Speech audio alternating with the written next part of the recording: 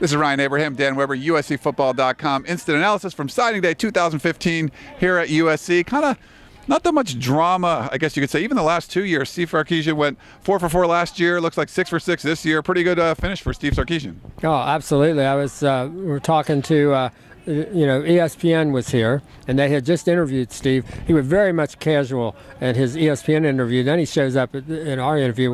That's the best-looking suit and everything. Steve was all fired up. I mean, that was as upbeat a press conference. But I was telling him last year, ESPN unfortunately sent their person to UCLA, and they got wiped out. And the ESPN was so happy they were here this afternoon because of the way it went. And I said, yeah.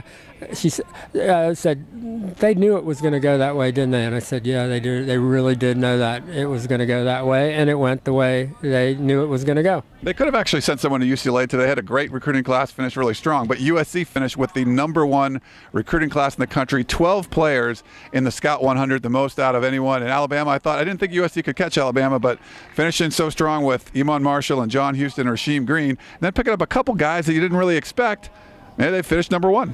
Well, and I don't think the Alabama people did either. I went on their board, and they're like, how did that happen exactly? Could you tell what was going on there? So it really does set up, I know it's a long way away, set up that opener in 2016 at Jerry Jones World against Alabama, where these guys are going to be the guys playing. These are really going to be, these two recruiting classes. But the Alabama people are kind of interested, too, as exactly how did that happen? Yeah. Well, we talked last year, Dan, a lot of versatility in that class. A lot of guys were like 5'11", 6 feet.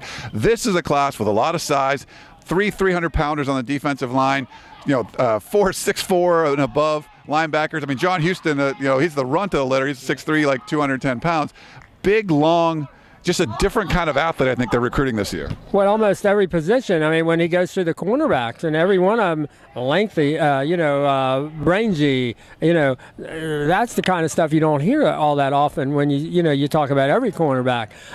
The one position you didn't hear, about size or whatever is running back, but you're talking about blazers. I mean, honestly, if you do anything about this class, go take a look at the highlights you put up of Ronald Jones.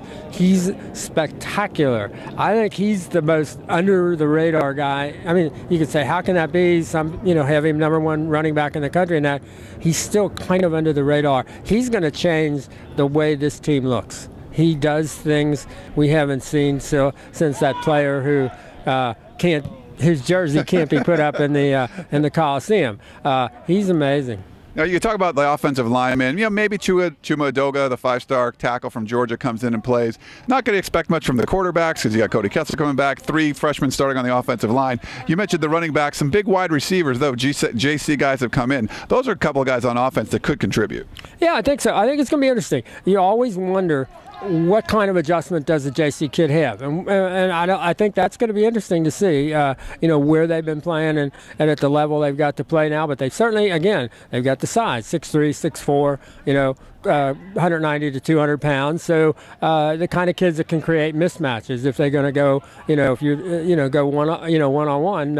But I thought they were playing for mismatches too. I think the whole idea of big, strong corners is you don't have UCLA running that power bubble screen where they just run over you. Yeah. I mean, and USC couldn't contend with that this year without Josh Shaw.